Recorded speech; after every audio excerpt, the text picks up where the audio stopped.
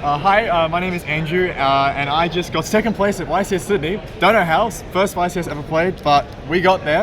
And I did it playing a deck that I kind of sort of last minute chose, which is Maliss Bestial. Unfortunately, wasn't able to get the win. Lost to Pure Rising in the finals, but that's okay. We win some and we lose some. So I'll get into the deck profile and show you what we did. So the main engine's relatively standard. We got 3 Dormouse, 3 Wild Rabbit. I mean, these are your best starters. Especially this one when you have Bestials. It's very, very strong. You can set TB11 and then link off into Link Decoder and basically play for free without having to really worry about the TB11 banish effect. 2 Chessie. Didn't feel like I need the third. The problem with Maliss is kind of like you can easily, if you open too many names, it's really awkward. It's fine if you open like Dormouse plus a name because you can summon Chessie, banish a name and draw 2. Or I guess it's like Dormouse plus White Rabbit. But you really don't want to clog too much. So, and because I was only playing 6 Bestials, as you'll see, I didn't really want to play the third for that. So 2 worked really well. And to make up for the third Chessie, I played 3 Field Spell. I think this is just an insane extender. If you open the Underground plus any of the names, or less so this, even actually Chessie Cat's not too bad. With any of the names, it just gives you a form of extension, which is really good. And a Gold Star. I didn't play Terraforming. I didn't really have room for it, but I also didn't really miss it.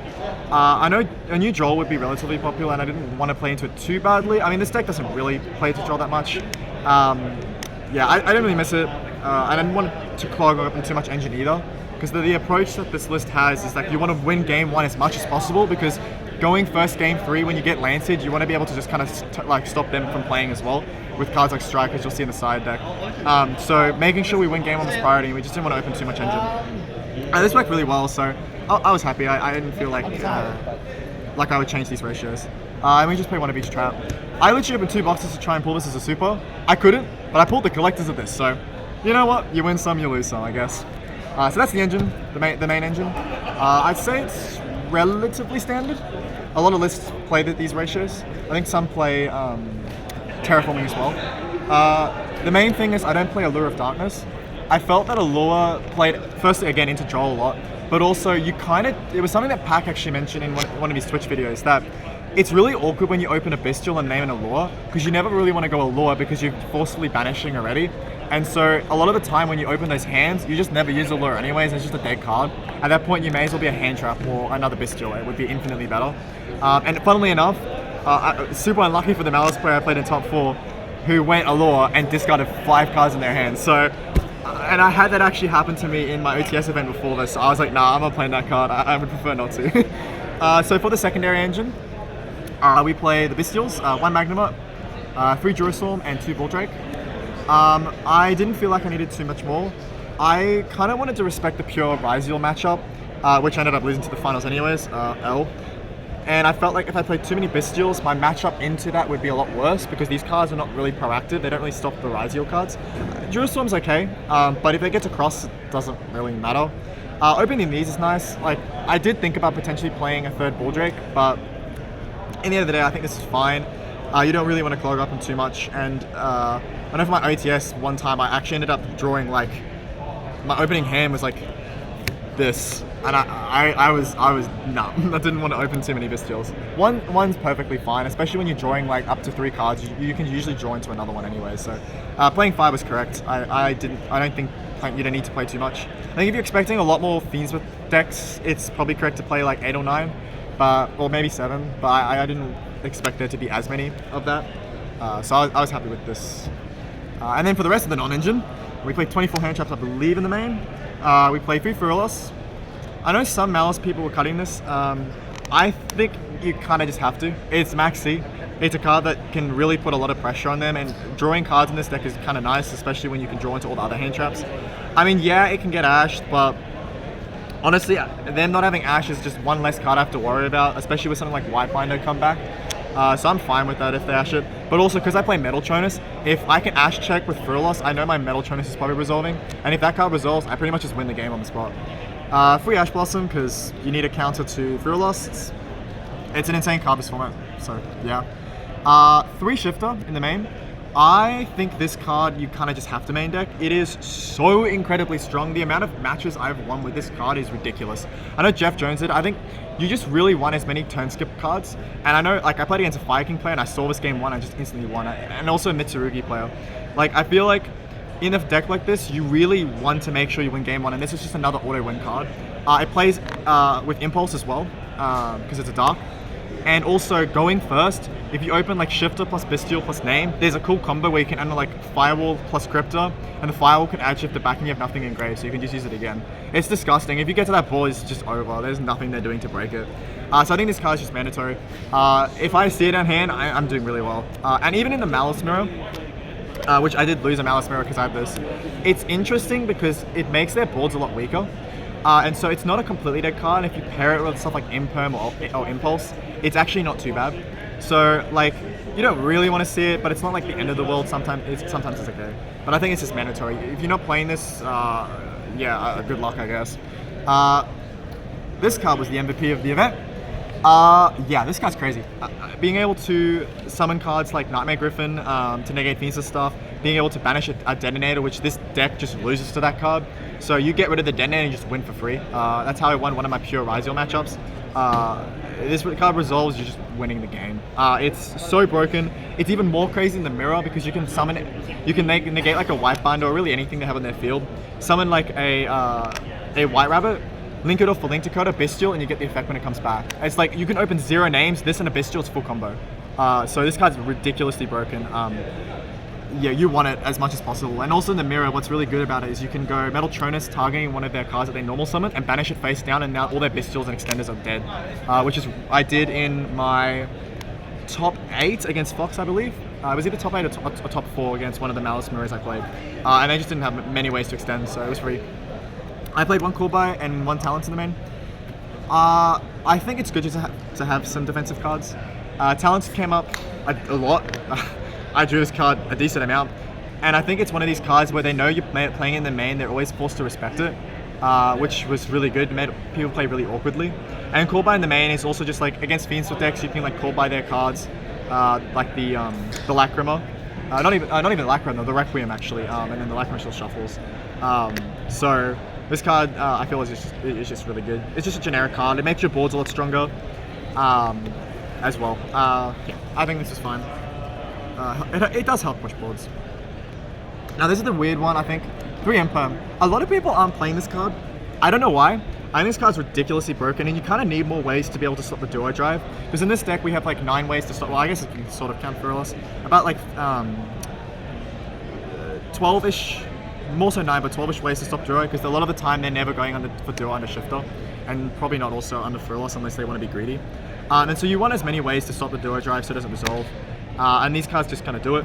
But also, like, I understand the idea of like Imperm conflicting with cards like the Bestials, but a lot of the time, like when you're playing as like Ryziel Fiends, for example, when they go Ice, you kind of want to Imperm it anyways, because a lot of players will play into Bestials. Like normal Ice, you go Imperm, they go Track, you Bestial, they low, and they just pass. I actually had that in round 6, I think, 5 or 6. No, it was round 5, and they played into it really hard, and I just won on the spot, and there's nothing they could do. So I think Impulse is really good, especially with Impulse, which is the last card I played. This card is absolutely broken. Shout out to Hugh for allowing me to borrow these cards. This card just won me games. It's insane in the mirror. And like with this main deck as well, besides Frivolous, it doesn't really conflict with anything as well. It's just such a really good card. And when you compare it with something like Imperm as well, being able to get that destruction effect, like against Blue Eyes, you can Imperm like the Burial. I guess it depends what they start with, but you can Imperm, for example, the Spirit, depending what their hands are, and then even if they get to the Trap, you just negate the Trap if they want to summon from something, and it's just over. You just nuke their board, and it's so free. So having this as a combo connection is really strong.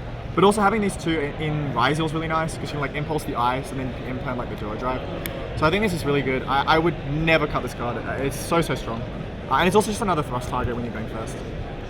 41 in the main. I didn't really feel like I needed 40 cards, and actually playing 41 was kind of nice because it restricted me from drawing the GW6, which is the only real trap that is a brick.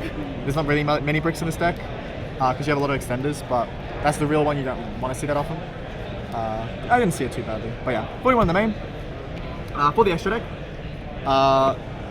more standard. White Binder, this card's broken. Red Ransom, and Crypto. One of each name, really standard. Not really much to say. One Decoder. I decided not to play Linger Rebo. I kind of just didn't have room to fit it. And I also feel like I didn't ever really come up. Like, yeah, you can theoretically like play ways under shifter with it, but I feel like if you just play well, it doesn't come up that often. Like, it's, yeah. Oh, actually, before I continue, I should mention, I didn't play Dubscaper in the main. Because, yeah, all I'm gonna say about it is, it's what Pax said. Dubscaper is for Maliss players on training wheels, and that's all I'm gonna say about it. One Splash Mage. Splash Mage is your way of being able to play through Nibiru. If you don't draw like Pistols to play around it anyways. It's also just another link to the table to keep you extending as well. One Lizardos, this card's broken. Literally crazy, banish for cost, lol. SB Little Knight. It's kind of fun, not gonna lie, to be able to play a deck that uses SB as a combo piece. Being able to banish her and Red Ransom feels so great. And there were actually times where I almost wish I played a second SP. Because one for your combo and then one for them. But yeah, it's just an all-around really good card. I never made this, never got a chance to. But I think it's just good in the mirror when you get a chance to play it if you like don't draw much stuff and you only have Pistials. So yeah, and also there's a cool thing where you can like crash and add a Maliss name as well. I never came up, but I think it's still good to play. I played Nightmare Cerberus. I wanted to respect the Chaos Hunter. Turns out many people were playing it, which is like fair enough. But also, funnily enough, it's a Earth Fiend. It's a Baguska target for Metal Tronus. So it actually has more utility than just being a card to out Chaos Hunter. So that's fun. Yeah, I never summoned it, but I still think it was good to play. IP, this was actually a last minute addition. I didn't have it before. Why I didn't have it before?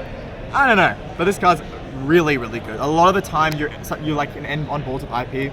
When you're trying to play under cards like Meows and Furulos, this card comes up a lot because your half board is just IP. It's actually just IP a lot of the time, and you're able to like summon back Red Rants, White Rabbit, set it the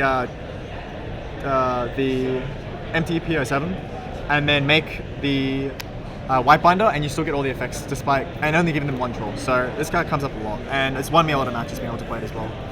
One Access Code. If this card doesn't get banned from this deck, I'd be surprised. This card is so broken in Maliss, it's crazy. And the best part about Access Code is it banishes for cost as well. So if they imperm this, you get to just keep banishing Darks because it no longer it has the restriction lock. So yeah, it's actually kind of free. You just banish every single Maliss thing you want, or link ones you want. It's pretty bonkers. And also cool things where you're able to. I did this actually in my final round against Blue Eyes, where you're able to chain block Jerusalem. You go chain link 1 Jerusalem, chain link 2 Access Code, and then they can't respond. So you have to get a Jerusalem send and then the Access Code also gaining attack, which is really cool. I played the Firewall. This card's insane. It's the only real card that conflicts with Impulse, but a lot of the time you can kind of play around it. Yeah, it's still a really good card, and what's great is you can actually add hand traps back to your hand. There was a couple of times where I added Ash Blossom back to hand. It didn't matter, I was like in a winning position regardless, but being able to do that kind of stuff is really, really cool. And then one Griffin. This card was the other addition I added at the last minute. I am so happy I did. Not so much for the Floodgate effect, I actually never summoned it for that. A lot of the time, it was actually resetting my traps in grave. I was able to reset D-Barrier with this, and it won me a match against Pure Ryziel, and I got to draw a card as well. So, that's the main thing. It is sort of has conflictions with Impulse, but not really, because the effect that's prevents you from activating stuff is a continuous effect, so it doesn't really matter. But yeah. About, I didn't summon this once. I don't think I summoned it once the entire YCS. It's a good card, but a lot of the time you prefer Crypto, so part of me almost wonders if I'd play this but cut this, which seems crazy, but maybe it's actually, I know Jeff Jones was considering it as well. And then Detonator. It's just a Metal Tronus target. You want to be able to banish the face down, you don't want to just be able to negate it. There's also a few things, it's like a light pyro, so you can use it as a target on like Ice and X as well. But yeah, that's the side deck. I think it's pretty standard. I don't think there's too many things different except like maybe the Nightmare Cerberus. That's potentially like the only thing that's different. Yeah. As for the extra deck, I was actually really proud of the extra deck. I felt that it worked really, really well and there wasn't anything I'd actually changed. So 3 Lancia, Respect the Mirror. Yep. 3 Droll. I was really debating on whether I wanted to play Droll or Perulia or Nibiru. I ended up not playing Nibiru or Vela because it conflicts with Impulse, but I also think Nibiru is really bad this format. I think a lot of decks, if you play against a competent opponent, can just play through it. And so, all around it actually. So I just felt like playing a card that's really on a big like meta habit and also conflicts with Imperm was really just not what I wanted. And it's again the idea is you just want to stop them from really playing it that much, and Droll kind of does that. It stops the follow-up. Yes, sometimes they can get to Detonator, but you have ways to add it, Duraswarm, Imperm, Metaltronus, so it doesn't really matter. This card performed very well. It also doesn't conflict with Shifter at all. I think people might get a mixed idea with it. If you go Shifter, if Shifter resolves, you are already winning the game. If you're not winning by then, you just use this in the next turn and you win anyways. So there is literally no confliction at all. I decided not to play Crossout. I think that card sucks because of the, you always draw the bricks. So I decided to play Thrust instead. Also because this card is really good going second into decks, especially with the 1 talents. I usually side 2 Thrust going in second, so I can search the talents. And it came up a lot and won me a lot of matches. The also cool thing about Thrust, in my final game against Blue Eyes, I was able to Thrust for TB11, add it to hand instead of setting it, so I could set it and use it so that I could dodge things like Veiler and stuff with Whitebinder. So there's a lot of utility with this card that I think is really worth playing over something like Crossout. Also because I'm not really playing that many Crossout targets as well, wasn't worth it. And then a bunch of targets. I played the 3 best ones. D-Barrier for basically Ryzeal and a bunch of other rogue stuff. DDG because more copies of Shifter, and then Sanctum for the mirror. I think it's funny. I never played Crystron. Shout out to Yassine for playing it. Absolutely based for getting, I believe, top 4. Oh no, he got top 8. A little unfortunate that you can put all of these in against that deck, but I never played against that one. But yeah. And then the final card I played is 3 Strike. Some people have played Judgment. I think you have to play Strike. I don't even think it's like a debate, it's mandatory. The reason you play Strike over something like Judgment isn't actually just because of the life point cost. It's because if you're not forced to use this card, you get to use it on your turn to hit other copies of Lancia and Furlos and stuff like that, or Mouse, if they don't have anything. It acts as a way to stop hand traps. So if you have this on your board and they didn't Lancia you, you just win on the spot. But if they do and you set this, you have a lot of utility for it. And I liked that factor that if I wasn't forced to use it, I can use it on my turn to keep playing. But yeah, that's basically the list. As you can see, a lot of cards going in first. We have like, what, 9 cards going in first. So when we win game 1 and we go game 3, we have all of this stuff to make sure we just turn skip our opponent. And that's basically the idea. I got Lanced like a lot, and it didn't matter. I won games going second into Lancia, I won games going first into Lancia. Like, it literally didn't matter. You just have to make sure that you build the way to be able to play when you get put under Lancia, and that's basically the idea of the list. So yeah, I'm gonna have fun tonight because we're gonna be celebrating. Shoutouts, massive shout out to the best team you'll ever get, Team Card Titans. Shout out to my mate Ben, who got top 32 and he got his invite. I ended up waiting for something else. So yeah, he did really well as well. Just really good. Shout out to Ben as well for testing. Shout out to Indy for testing. Shout out to Hugh, of course, for letting me borrow Impulses. To 1M for letting me borrow the Link Decoder and Firewall, because I also didn't have those cards. And just really everyone else from the Team Card Titans for being able to test with me, supporting me through all the rounds, and just for the great time we've been having. It's been a great weekend. I'm looking forward to next YCS, see if we can top again, and if not, actually get that win. Yeah, and that is basically it. Sweet.